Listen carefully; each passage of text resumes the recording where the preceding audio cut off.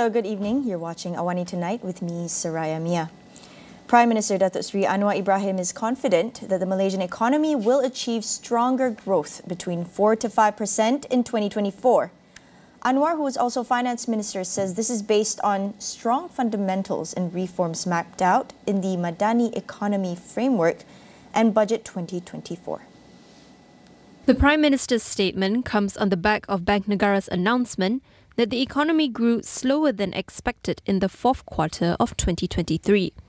However, Anwar said the government was determined to further narrow the fiscal deficit to 4.3% this year, in line with commitments in the Public Finances and Fiscal Responsibility Act 2023.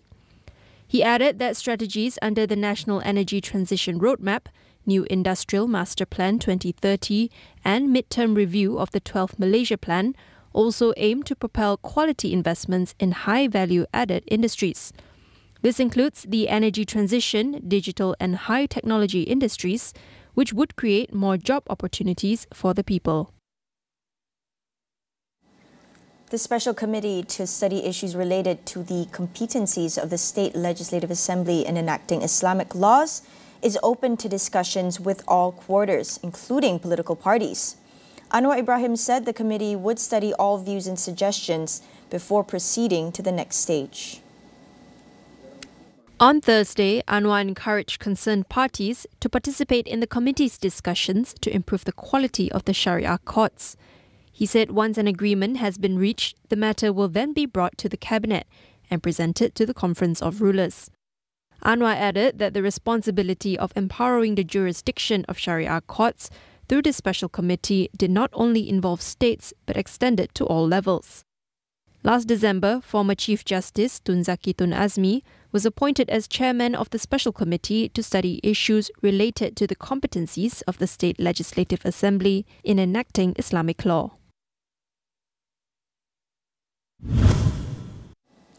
The 131 migrants and refugees who fled the Bidor temporary immigration depot in Perak was the second reported breakout from a Malaysian detention centre in 2 years. Authorities are now relying on tip-offs from the public to find the remaining 28 escapees. Adrian Pereira from North-South Initiative explores avenues for a more comprehensive approach to refugee management in Malaysia. For refugees, once they break out, they would just have to seek any form of shelter because they don't have the sanctuaries that are already there. They would just have to start from scratch and look for any place that they could seek refuge. The whole world has been experiencing conflict, different times, different places. And the reality is people will seek refuge, they will seek sanctuary. Now, Malaysia at some point of time has been kind to refugees, but it's not something that has the clarity and consistency with regards to which community is accepted and which is not. And so if we're really serious about it, we must have something that is a bit more permanent, a bit more comprehensive. And we have the intelligence, we have the experience, we have played peace-building roles in the past. So there's no, other than not having the political will and being in consistent denial, I think that is what is preventing us from moving forward. Rather than pointing fingers, Adrian calls for collaboration among various parties to come up with a just and dignified solution to the refugee crisis. There is enough to share around. There always has been. It is just a matter of how we manage the resource at a national level and at a global level, because we do have access to global aid, right? So the whole burden of taking care of refugees doesn't necessarily fall on Malaysian taxpayers, for example, or dumping the financial burden on us. That's not true. And actually, just interestingly, a few days ago, there was an article about how much the immigration department has collected in terms of taxes, and it's in the billions. There's actually enough resource to build dignified temporary shelters, or even what we can call alternative to detention facilities to host migrants, refugees, or anyone on the move. So there's absolutely no excuse that there is a financial burden because the money is already there. It's whether we are channeling the money to the right places, whether it's going to the right department, whether we have the collaboration and cooperation with civil society and the communities to further host the newly arrived refugees and asylum seekers. In 2023, Kuala Lumpur is listed among the 10 cities with the biggest jump in the Economist Intelligence Unit's Global Livability Index, jumping 19 places to 94th out of 173 cities worldwide. But does this prove that KL has become more livable over the years? What do young people have to say about it? Think City's Afaf Ismail weighs in. We work closely with making cities livable, but one of our focus groups would be communities in public housing in Malaysia, so Perumahan Awam as well as PPRs. So we also have a focus group on youth, and then when we look at livability, we start asking questions, what do we define as livability? And access, safety and cleanliness is usually the top 3 issues. But what's interesting is that for the kids, their definition for livability is very simple. How do they live day to day, which means do they go to school, how do they get to school. So it's a matter of access, which relates very closely with safety as well. So the city almost, I wouldn't say it's not livable. It's definitely improved, as with the index as well. But there's definitely areas that we can improve on, especially of how we look at kids and they interact with the city as a whole. Charlie talks about the importance of building infrastructure that can allow for communities to have better interactions. If a kid walks from his house to school, he will see other kids, they interact or they say hi to the other mother if they're walking together, or somebody's brother. You know, you have all this interaction along the way. All that has been lost.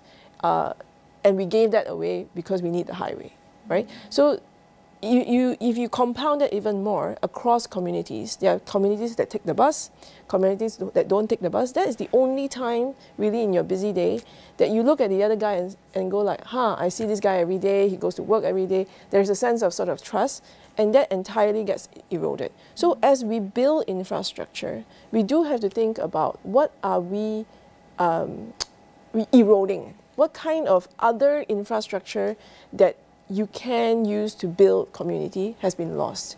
Every time we give up another lane for the car, all that community that can be built via the bus or via the pedestrian walk is gone, right? And we don't sort of think about the cost-benefit analysis of the trust erosion there.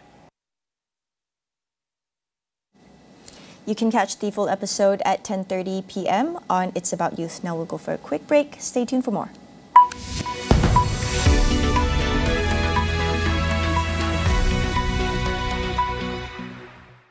Saat yang dinantikan tiba.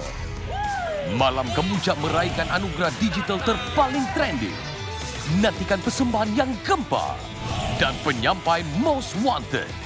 Gempak Most Wanted Awards 2023 secara langsung di Astro dan Astro Go.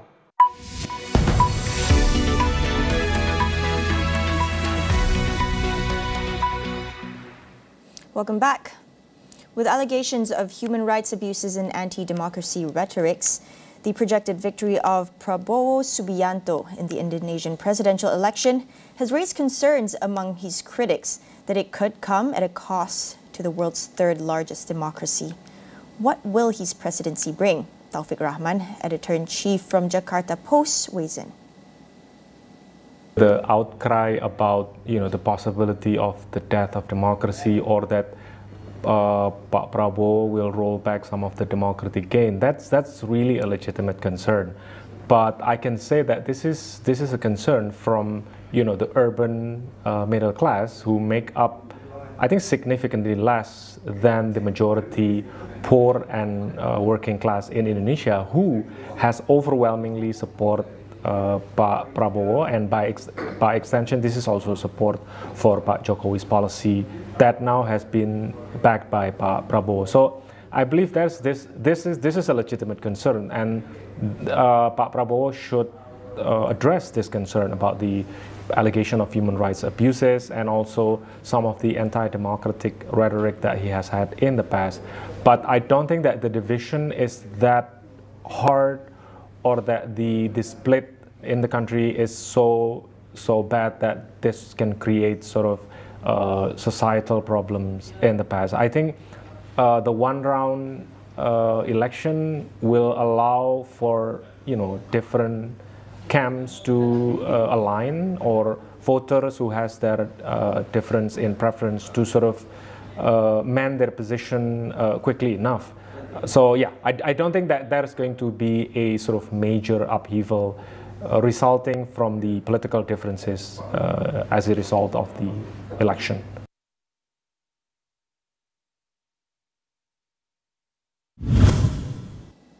Over in Gaza, at least 5 patients have died in the Nasser hospital after electricity was severed and oxygen supplies cut in an Israeli raid. The World Health Organization says it was trying to get access to the biggest functioning hospital in Gaza, as many injured people are believed to still be trapped in there. Chaos and panic broke out at Nasser Hospital as Israeli forces stormed the medical facility in the southern Gaza Strip.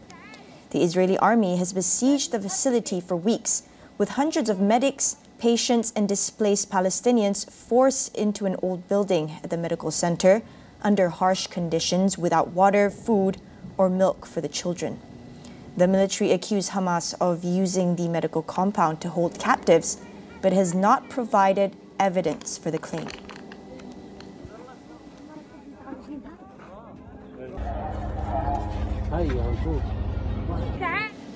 In other news, India's main opposition Congress party says its bank accounts have been frozen by the Income Tax Department. This comes just weeks before an expected announcement on the country's general elections. According to a Congress party spokesman, the tax department issued a demand for payment of 2.1 billion rupees in relation to a probe of its income tax returns for the 2018 to 2019 financial year. The party maintained that it had done nothing wrong and claimed that the action was aimed at sidelining it ahead of the elections. Rights groups have accused Prime Minister Narendra Modi's government of using law enforcement agencies to target political opponents. Meanwhile, Indian farmers postponed a planned protest march to New Delhi until unions hold another round of talks with the government on Sunday. A third round of negotiations ran into the early hours of Friday before ending on what India's Agriculture Minister Arjun Munda described as a positive note. India's farmers, who form an influential voting bloc, are demanding for better crop prices, debt waivers and pensions. The march was stopped earlier this week by security forces about 200 kilometers away from the capital, sparking clashes. Meanwhile, young people are trying to leave Myanmar after the junta announced it would introduce compulsory military service. More than 1,000 people were seen queuing outside the Thai embassy in Yangon to obtain visas to leave the country. The embassy said it was issuing 400 numbered tickets a day to manage the crowds. The military said last week that it was enforcing a law to call up all men aged 15 to 38 and women aged 18 to 27 to serve for 2 years. It said this was part of measures to tackle armed opposition to its rule 3 years after seizing power from the elected government. That wraps up AWANI Tonight. Thank you for watching. I'm Saraya Mia, and we'll see you again